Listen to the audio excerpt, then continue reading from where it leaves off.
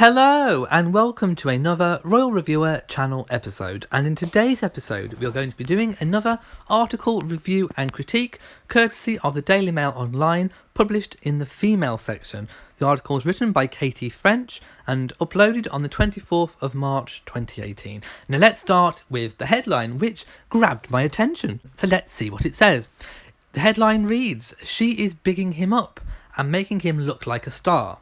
Body language expert says adoring Harry is revelling in the undivided attention from stunning Hollywood actress Meghan and can't believe his look." Well, shall we see if any of this is true? There's a lovely little montage of pictures showing intense gazing, longing looks, submissive stance and undivided attention. Let's see. Meghan Markle visited Belfast with her husband-to-be Prince Harry yesterday.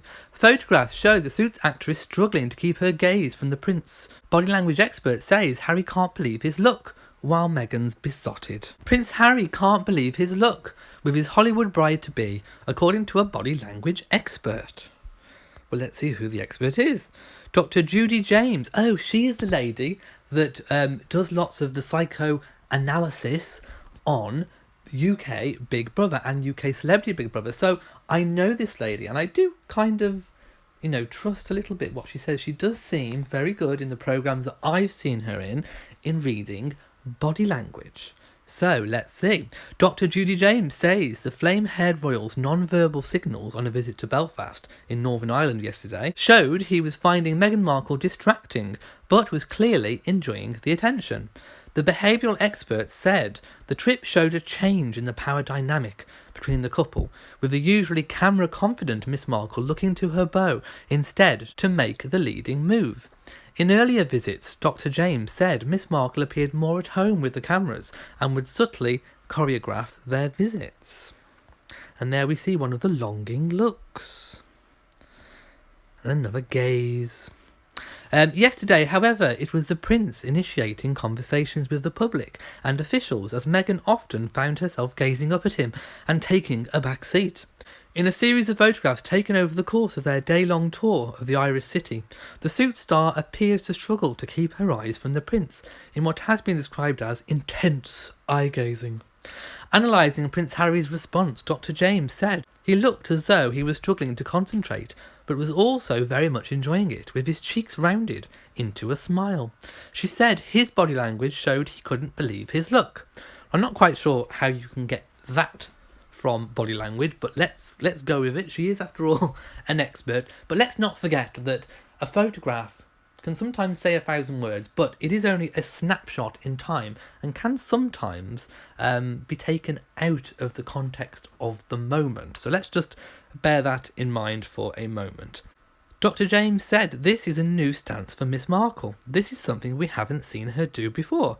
Her body language is evolving as the wedding gets nearer.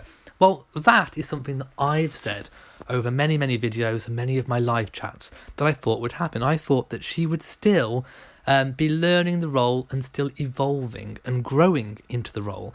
And if her body language has changed to reflect that that is actually happening, then that is no surprise to me. This technique is called intense eye gazing. It would normally be used as an active listening signal. It is used to flatter the person speaking. You see a lot of it in America, but it's not a particularly strong trait in the UK. This kind of eye contact is at risk of putting someone off their stride while they're speaking. She's also doing it at very close quarters, so very much, I think, in his personal space. But maybe that is just, a cultural thing. Maybe it is more sort of American Canadian, who knows.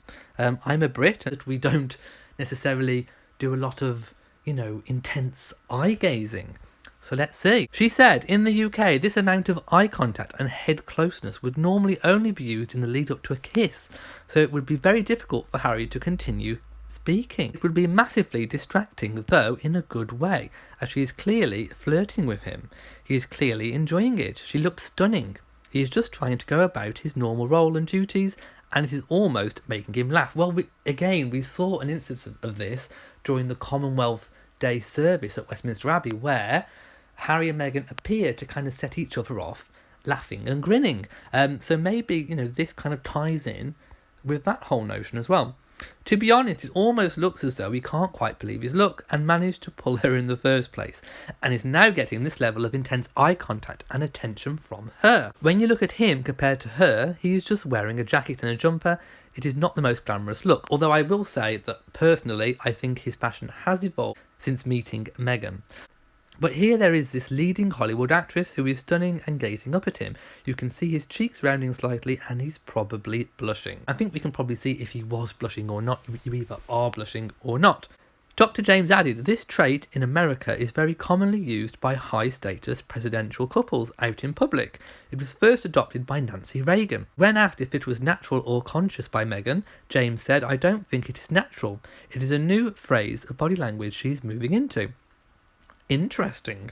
The big thing about Meghan is she has always been quite dominant in the duo. She's always been more at home in front of the camera and in interview situations than Harry, and we saw that most definitely on the engagement announcement interview that they conducted. But now we are seeing quite submissive body language. To the waiting audience, this makes Harry look very heroic, like a besotted fan.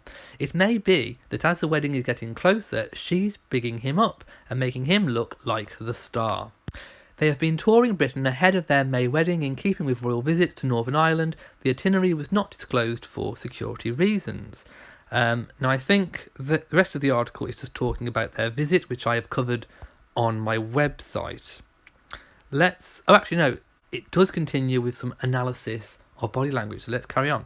When asked about the power dynamic in their relationship, Dr. James said, she definitely has him wrapped around her finger. She tends to choreograph what they do, though very subtly. She has developed a trait when they started to do meet and greets, where she started to use self-diminishing body language poses, such as touching her hair or shielding her face. I think that was psychologically very smart to get the crowd on side. Aha! So there we see a proper psychoanalysis of the hair touching, which everyone talks about Meghan touching her hair a lot. Well, there is a possible reason. It's a self-diminishing body language pose, and it's to kind of make her more, I suppose, relatable, grounded, down to earth, more in touch with the public. Let's see if she carries on doing it. Judy continues, I'm not saying she's being negatively manipulative, but by showing these high approval signals, she is showing she adores Harry as much as everyone in the UK does. Dr. James said she thinks Meghan is picking up tips from her future sister-in-law, the Duchess of Cambridge, although I've never seen Catherine fiddle with her hair quite like Meghan does. But I'm sure Catherine has been giving Meghan lots of tips in how to perform and conduct herself when on royal duties. She said, Catherine very much looks to Prince William, as it is quite charming when she does it. Meghan has worn trousers up until now, but if you look at what Meghan has worn on this visit, the skirt and heels and carrying a clutch bag, this is very much Catherine. But most of what I see from Meghan comes from Hollywood. Well, I do think, and I've said this before as well, I do think that one of Meghan's key defining fashion features that she will own is the trouser suit, or pantsuit as they say in America. But I definitely think Meghan will be rocking the trouser suit, if not occasionally wearing some nice skirts. I hope she retains it. It will worry me slightly if she goes through the royal sheep dip and curtails her strong personality. Meghan is a different creature, and I don't think it will be good if the royal family start telling her not to be as interactive with the crowd. She is clearly a campaigner and will spend a lot of time going around the world, and her huggy nature really works well for her. Well, I agree with that. I don't think Meghan should lose her personality.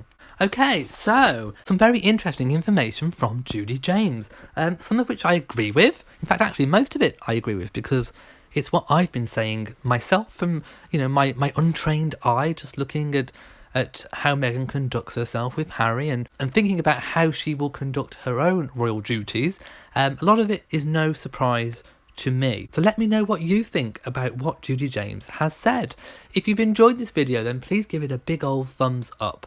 Don't forget to hit the notification bell so that you know whenever I upload a new video. So from me in Shropshire, goodbye.